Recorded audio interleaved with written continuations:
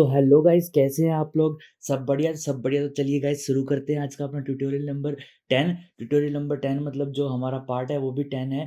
जो हमारे जो प्लेलिस्ट के अंदर जो सीरियल वाइज जो हमारी वीडियोस थी, तो सबसे पहला जो ट्यूटोरियल था what is Python programming and why Python and how to install Python Visual Studio Python, ये आपने पहले देखी होगी। तो इसको हमने ट्यूटोरियल 0 बना दिया है। 0 से स्टार्ट करेंगे, 1 2 3 4 5। तो हमारा पार्ट और ट्यूटोरियल सेम है 10। ठीक है। तो चलिए गाइज, अभी हम अपना VS कोड खोलते हैं यहाँ पर और आज का टॉपिक और आज का ट्यूटोरियल बनाते हैं अपना ट्यूटोरियल नंबर 10। तो यहाँ पर गाइज हमने ट्यूटोरियल नंबर 10 जो है वो क्रिएट कर लिया है। ठीक है। तो यहाँ पर ट्यूटोरियल नंबर 10 गाइज आ गया है और अभी हम करने वाले हैं आज का टॉपिक। तो आज का टॉपिक क्या है गाइज? आज का टॉपिक है हमारा सेट्स। क्या है? सेट्स। ठीक है। तो ये हमारा टॉपिक आज का। तो टुडेज टॉपिक इज सेट्स। ठीक है। तो टुडेज टॉपिक हमारा सेट्स। आज हम डाटा टाइप है एक सेट्स वो करने वाले हैं। ठीक है। तो वैसे सेट्स और फ्रोजन सेट जो है ना वो मतलब मैं एक ही साथ करा दूंगा, सेट्स और स्लैश फ्रोजन सेट्स। ठीक है। Frozen sets. तो गाइज, तो चलिए गाइज हम चलते हैं अपने IDLE पर। कहाँ चलते हैं? IDLE। ठीक है। तो खोलते हैं अपना IDLE और वहीं पर करेंगे हम अपने सेट्स। तो सबसे पहले मैंने थोड़ा सा टेक्स्ट जो है वो बड़ा कर लिया है IDLE का, ताकि आपको अच्छे से दिखाई दे वीडियो में। और यहाँ पर हम सबसे पहले लिखते हैं सेट्स। ठीक है। तो सबसे पहले सेट्स है क्या? सेट्स क्या है गाइज? एक unordered collection of unique elements. ठीक है। तो सेट्स क्या गाइस? एक अनऑर्डर्ड कलेक्शन है ऑफ यूनिक एलिमेंट्स। यूनिक मतलब अगर एक एलिमेंट सेट के अंदर है तो उसी टाइप का एलिमेंट सेट में नहीं आ सकता दोबारा। ठीक है। अगर मान लो एक सेट में 1 है तो 1 दोबारा नहीं आ सकता सेट के अंदर। ठीक है। और जो सेट है ना वो गाइस म्यूटेबल है। म्यूटेबल मतलब उसके अंदर एडिटिंग हो सकती है, मतलब सेट को आप चेंज कर सकते हो। ठीक है। It is mutable. ठीक है। It is mutable. ठीक है। ये हमारी डेफिनेशन है सेट की। और सेट गाइज आपने मैथ में ही पढ़े होंगे कि सेट्स होते हैं ना, तो वही ये सेट्स हैं, बिल्कुल सेम है। तो सबसे पहले आपको एक अगर सेट डिफाइन करना है, क्या सेट बनाना है, तो आप कैसे बनाएंगे? तो चलिए देखते हैं अभी। तो हम यहाँ पर एक वेरिएबल लेते हैं S1। ठीक है। यहाँ पर हम इस S को set1 के रूप में यूज़ कर रहे हैं। किसमें? set1। ठीक है। तो एक वेरिएबल के अंदर हमने कर्ली ब्रेसेस लगाए। कर्ली ब्रेसेस अगर आप खाली छोड़ दोगे और आप अगर इसका टाइप देखो S1 का, तो यहाँ देखिए क्या आया, डिक्ट मतलब डिक्शनरी, डिक्शनरी। ठीक है। लेकिन हमको ये क्या बनाना है? सेट बनाना है। तो इस सेट बनाने के लिए हमको क्या करना होगा?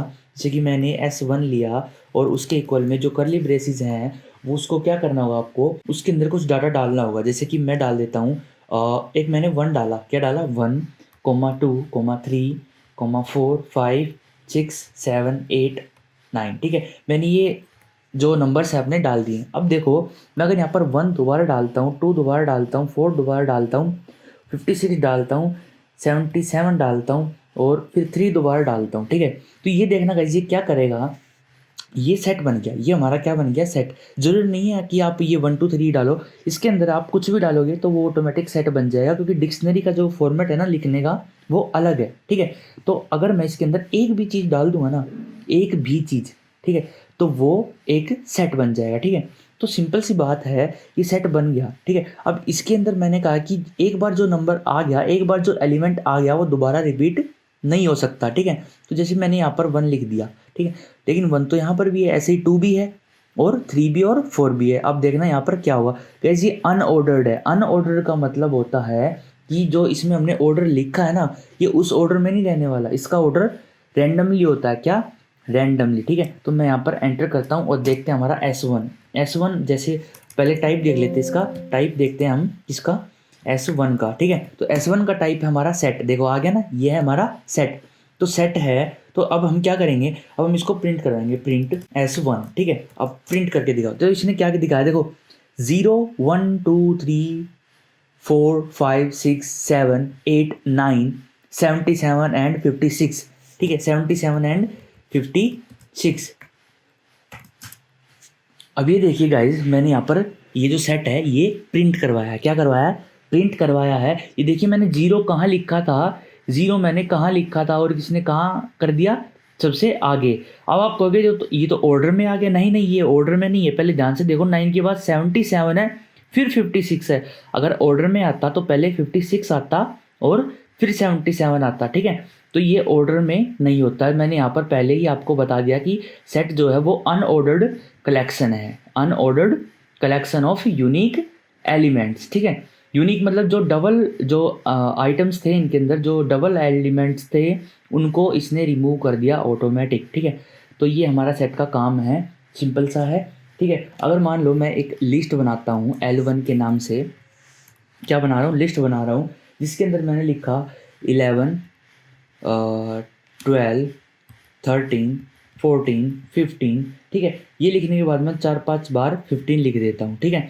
यहाँ पर मैंने 11 भी लिख दिया और 12 भी दोबारा 23 लिख दिया, ठीक है। अगर मैं एंटर मारूँ और L1 देखूँ, L1 हमारी लिस्ट है, तो यहाँ पर आप टाइप भी देख सकते हो लिस्ट ऐसे करके L1 लिख के, तो यहाँ पर देखो क्या आया, क्लास आई लिस्ट, ठीक है। तो अगर आपको ये जो लिस्ट है ये सेट में कन्वर्ट करनी है, क्या सेट में कन्वर्ट करनी है, तो आप क्या करोगे, सेट करके यहाँ पर L1 लिख दोगे और ये देखो इसने जो रिपीट हो रहे थे जो एलिमेंट्स उनको हटा दिया है। 15 जो रिपीट हो रहा था वो भी हट गया और 11 जो पहले आ चुका था यहाँ पर ये, वो यहाँ पर दोबारा था जो, वो इसने हटा दिया है, ठीक है। अब ये आपको कंफर्म नहीं है कि इसने कौन से वाला हटाया, ठीक है। तो सेट का आप यहाँ पर ऐसे यूज़ कर सकते हैं, ठीक है। तो सेट भी बहुत ज़्यादा यूज़ होने वाला डाटा टाइप है, मतलब काफ़ी ज़्यादा यूज़ होता है। वो आपके ऊपर डिपेंड है कि आप किस टाइप से प्रोग्राम बना रहे हैं, तो कैसे आपको सेट का यूज़ करना है, ठीक है। तो गाइस अभी मैं ना एक स्ट्रिंग और ले लेता हूँ, एक स्ट्रिंग मैं ले रहा हूँ S नाम से मैं स्ट्रिंग ले रहा हूँ, क्योंकि S1 तो हमारा पहले ही है ना सेट, ठीक है। तो S नाम से मैं स्ट्रिंग ले रहा हूँ, उसके अंदर मैं स्ट्रिंग के अंदर क्या डालूंगा, A B C D E, ये मैंने डाल दिया है किसके अंदर, एक स्ट्रिंग के अंदर। अब मैं क्या करूँगा, S equal to set S, मतलब कि जो S है, S हमारी क्या है, स्ट्रिंग, उस S के अंदर स्ट्रिंग अटके क्या आ जाए, सेट आ जाए, किसका, S का मतलब जो हमारी स्ट्रिंग है ना इसका सेट बन जाएगा। तो मतलब ABCDE वो किसके अंदर आ जाएगा, अपना S के अंदर। देखो EABDC, मैं कह रहा हूँ नहीं अनऑर्डर्ड होता है, इसका कोई ऑर्डर नहीं है कि ये इस ऑर्डर में है, ठीक है। ये अनऑर्डर्ड होता है, जिस वे में आप सेट करोगे ऐसा नहीं है कि उसी वे में आए, ये किसी भी वे में आपको शो हो सकता है। तो यहाँ पर आप देख रहे हो EABDC बन गया है यहाँ पर, ठीक है। तो हमारा ये सेट आ चुका है। तो S के अंदर हमारा क्या है, EABDC। अगर मैं प्रिंट कराता हूँ इसको, प्रिंट और S, और यहाँ पर मैं कहता हूँ तो देखिए सेम आ रहा है, ठीक है। तो ये हमारा है सेट, ठीक है। तो गाइस आप ऐसे किसी भी जो सेट की ना लेंथ भी देख सकते हैं कैसे, जैसे मैं एक फंक्शन है लेन फंक्शन क्या करेगा, वो आपको मैंने बता ही रखा कि लेन फंक्शन क्या करता है। उसके अंदर बस आपको क्या डालना है, एक वेरिएबल डालना है जिसके अंदर जो भी सेट है, लिस्ट है, स्ट्रिंग है, टपल्स है, वो सब की लेंथ बता देगा आपको, ठीक है।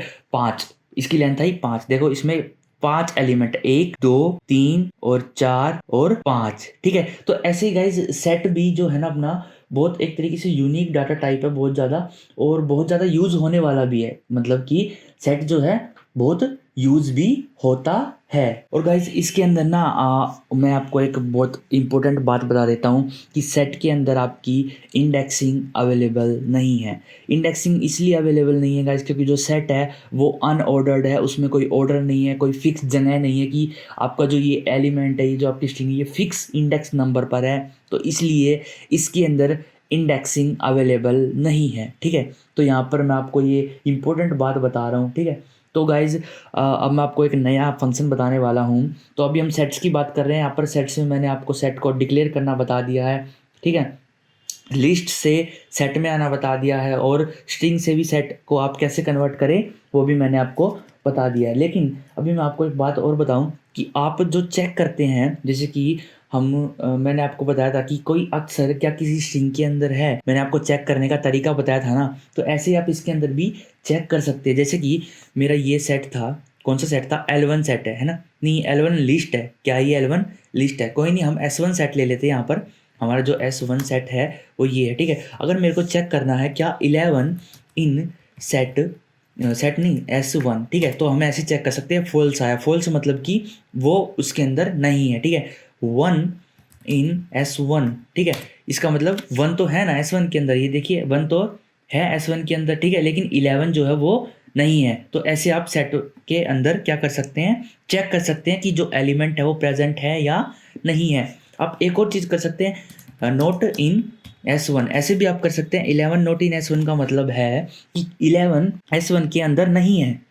ये तो ट्रू है तो यहाँ पर ट्रू आएगा, क्योंकि जो 11 है वो S1 के अंदर नहीं है, ठीक है। अगर 11 S1 के अंदर है, मतलब कि अगर 1 नोट इन S1, ये तो फॉल्स है, क्योंकि इसने ये कह रहा है 1 नोट इन S1, 1 जो है S1 के अंदर नहीं है।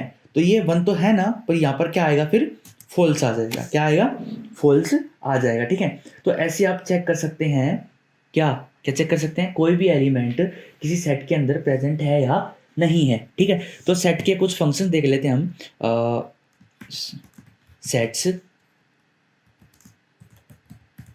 फंक्शंस, ठीक है। तो यहाँ पर हम कुछ फंक्शन देखेंगे, ज़्यादा नहीं, एक या दो ही देखेंगे। मेन हम देखेंगे कि कैसे हम कोई भी एलिमेंट को ऐड कर सकते हैं किसी पुराने सेट में।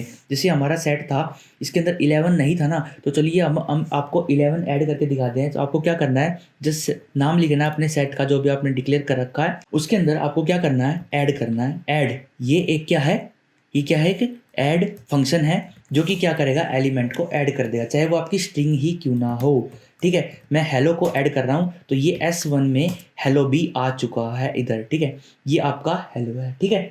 तो ऐसे आप ऐड कर सकते हैं किसी भी सेट में, ठीक है। अगर आपको कोई भी सेट में से एलिमेंट रिमूव करना है तो आप इंडेक्सिंग के थ्रू नहीं कर सकते, आपको डायरेक्ट लिखना होगा रिमूव और यहाँ पर एलिमेंट, ठीक है, डायरेक्ट एलिमेंट लिखना होगा। स्ट्रिंग है तो आप स्ट्रिंग लिखनी होगी, कोई वैल्यू है तो डायरेक्ट वैल्यू लिखनी होगी। जैसे कि मेरे को 4 हटाना है, तो ये देखो 4 हट चुका है, मैं S1 देखूँ तो यहाँ पर देखो 4 नहीं है, 4 नहीं है, रिमूव 4 जो है वो रिमूव हो चुका है, ठीक है। तो ये जो मेन फंक्शन मैंने आपको 2 बता दिए हैं, ज़्यादातर यही फंक्शन यूज़ होंगे। अगर आपको ज़्यादा फंक्शन जानने हैं तो आप गूगल पर लिख सकते हो functions of set in Python, वो आपको पूरी की पूरी लिस्ट दे देगा, आप उनकी प्रैक्टिस कर सकते हो। मेन जो फंक्शंस हैं वो मैं आपको बता रहा हूँ, ठीक है। और यहाँ पर गाइज आप जस्ट इन्हीं को प्रैक्टिस कीजिए। जो थोड़े बहुत और फंक्शंस हैं ना कुछ, वो मैं आपको अभी थोड़ी देर में बता दूंगा। पहले हम एक बार फ्रोजन सेट करते हैं। क्या करते हैं, फ्रोजन सेट आपको मैं बताता हूँ कि फ्रोजन सेट क्या होता है, ठीक है। यहाँ पर मैं बताता हूँ आपको फ्रोजन सेट्स, ठीक है।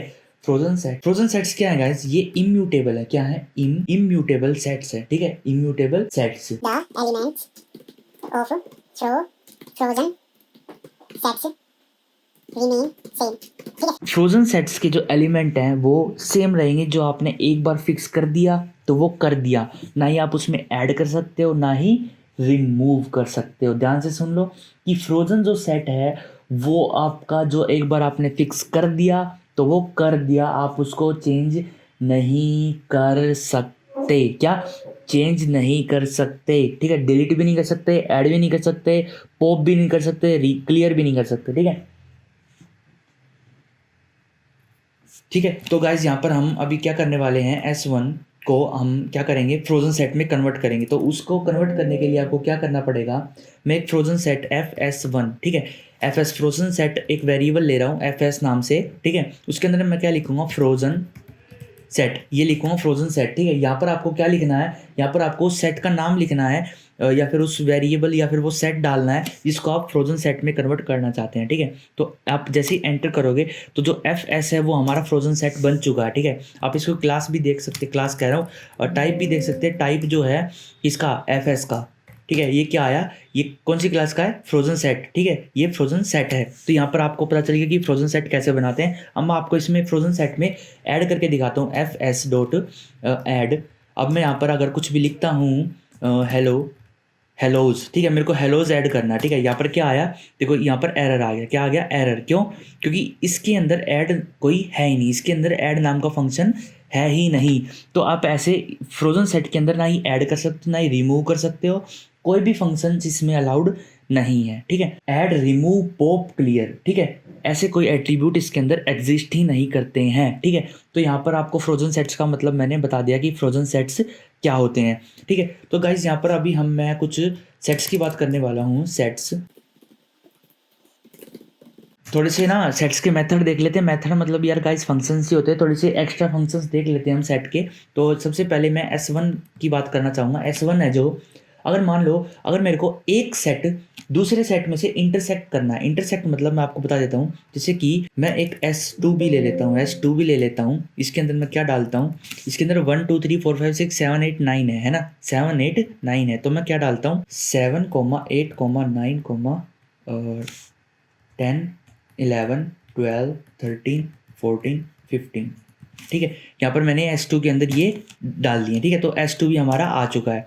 अब मुझको क्या करना है, इंटरसेक्ट करना है, इनके बीच में जो कॉमन है ना, इन दोनों सेट में जो कॉमन है वो निकालना है, ठीक है। तो मैं कैसे निकाल सकता हूँ, सबसे पहले आपको किसी सेट का नाम लिखना है, ठीक है, set1, ठीक है, S1 डॉट इंटरसेक्शन, क्या इंटरसेक्शन लिखने के बाद आपको क्या करना है, यहाँ पर जो दूसरा सेट है उसका वेरिएबल या फिर उस सेट को डालना है। तो आपको क्या आएगा, ये रिटर्न करेगा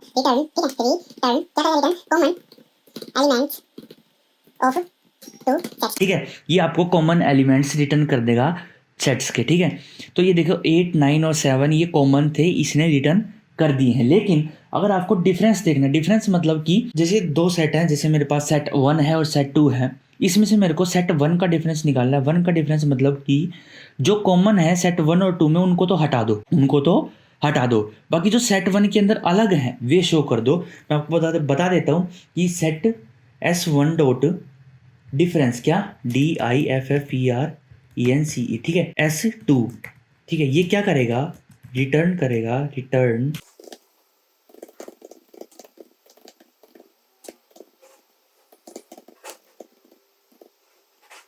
ये क्या करेगा, ये देखेगा, ये चेक करेगा जो आपने पहले नंबर पर यहाँ पर जो सेट दिया है उसके अंदर जो एलिमेंट हैं और वो किसके अंदर, S2 के अंदर नहीं है, वे आपको रिटर्न करेगा। क्या मतलब कि S1 के अंदर ऐसे कौन से एलिमेंट हैं जो कि S2 के अंदर नहीं है, वो आपको ये बताएगा, ठीक है। जैसे कि 0 1 2 3 4 5 6 ये तो हैं, ये रिटर्न होने चाहिए, ठीक है, क्योंकि नहीं ये नहीं, और 77 56 हेलो ये भी आने चाहिए, क्योंकि ये 7 8 9 तो S2 के अंदर भी हैं, ठीक है, 7 8 9, ठीक है। तो ये इनके अलावा बाकी सारे बच गए जो, वो सारे रिटर्न होने चाहिए। मैं आपको दिखा देता हूँ एक बार कैसे। डिफरेंस क्या है, S1 और S2 में क्या डिफरेंस है वो ये रिटर्न करता है। मतलब कि दो आपके पास सेट हैं, उन दोनों में जो कॉमन है उसको हटा देगा। आपने क्या कहा है, सेट 2 के अंदर का डिफरेंस देखना आपको, किसका, सेट 2 के अंदर का। तो सेट 2 में जो ऐसे एलिमेंट है जो कि S1 में सेट 1 में है, सेट 2 के एलिमेंट जो कि सेट 1 में है उनको सेट 1 से हटा बाकी के जो एलिमेंट बच गए सेट 1 के उनको रिटर्न करता है, ठीक है, उनको रिटर्न करता है। गैस थोड़ा सा टिपिकल आपको लग रहा होगा, अगर आपको मैथ आती है, अगर मैथ में आपने सेट करे हैं तो ये सेट आपको बहुत इजीली समझ आ रहे होंगे। अभी मैं एक और एग्जांपल दे देता हूँ आपको, S2 डॉट डिफरेंस S1, ठीक है। इसका आंसर बिल्कुल अलग आने वाला है, सेम नहीं है, क्योंकि अब हम S2 का डिफरेंस देख रहे हैं S1 के साथ, ठीक है। तो जो S1 में जो एलिमेंट प्रेजेंट हैं, अगर उनमें से कोई भी S2 के अंदर है, ठीक है, तो S2 वाले सेट में से वो एलिमेंट को हटाकर, उनको छोड़कर बाकी के सारे एलिमेंट क्या कर देगा, रिटर्न कर देगा। ये देखो 10 11 12 13 14 15 ये आ गए, 7 8 9 हट गया क्योंकि ये सेट 1 में थे, तो कॉमन जो थे वे हटा दिए हैं, बाकी के रिटर्न कर दिए हैं। बस इतना याद रख लो, जो कॉमन थे वो हटा दिए हैं, बाकी के रिटर्न कर दिए हैं, ठीक है। तो ये आपके सेट के मैंने दो फंक्शन बताए अभी, इंटरसेक्शन और डिफरेंस, ठीक है।